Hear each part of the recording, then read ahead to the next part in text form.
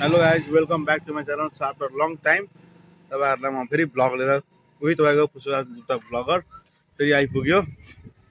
So अहिलेसम्म घरबाट बाहिर निस्किसकेर शीतल शीतल मौसम गरिरहेछ। घरि शीतल घरि घाम पर्छ, त्यहाँबाट मैले सर्ट चाहिँ लगाएको तिनीहरूको प्रोटेक्सनको लागि छु होइन, हात डट्छ भनेर। अनि त्यसबाट थाहा छ अहिलेसम्म चाहिँ बजारतिर हिँडेको साथीहरूतिर। अनि आजको मौसम चाहिँ त्यसो छ। अब भ्लग चाहिँ कन्टिन्यू आउने मैले पनि किनेँ, प्लस स्कुटी पनि किनिहालेँ, इलेक्ट्रिक स्कुटर नो लाइसेन्सवाला होइन। अब आनन्द पनि हुन्छ भ्लग सब बनाउन। सो गाइज म चाहिँ यहाँ छु यसरी भ्लग गर्दैछु होइन। अनि यस्तै छ पारा।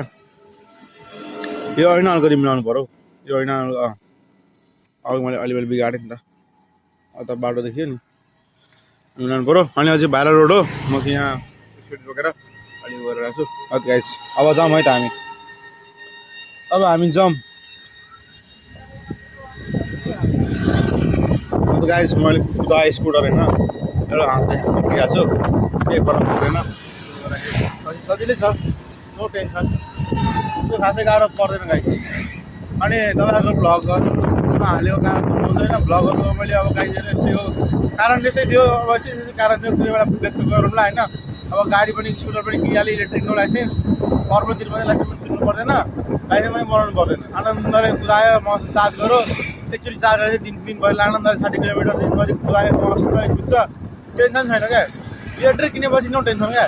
तर त्यही हो कि अलिकति लङ डिस्टेन्स ट्राभल गर्नुहुन्छ भने चाहिँ चार्जर र मल्टिपल एउटा सामान्य बोक्नुपर्छ। अनि त्यसको लागि जहाँ चार्ज को भएछ लाओ, त्यहाँपछि यसो 50 रुपियाँ 60 रुपियाँ 100 रुपियाँ जति तिरेर चार्ज गऱ्यो, त्यसै दिनभरि कुदायो, त्यही हो काम।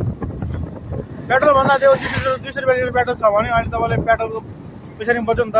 अन्तिममा तपाईँको एक दिनमा दुईपल्ट चार्ज, अब तपाईँ टाढा जानुहुन्छ भने एक दिनमा तपाईँको 100 रुपियाँको चार्ज गरिदिएको।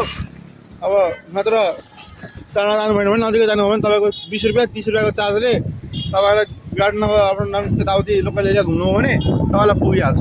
बेलुका अगाडि सिटी छ, त्यो चाहिँ हाम्रो पोखरातिर जाने बाटो हो कि। पानी परेर अघि घाममा नि श्रावण लागिसक्यो नि त, तपाईँलाई श्रावण सङ्क्रान्तिको कामना व्यक्त गर्दै आज म चाहिँ भ्लग बनाउन थालेछु। अब आजको भ्लग चाहिँ कन्टिन्यू नै म गर्नेछु।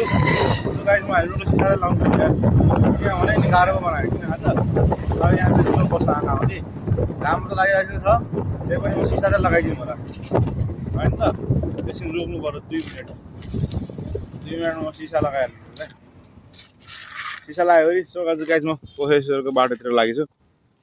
के फोन आयो जस्तो लाग्यो, साथीको फोन आएछ।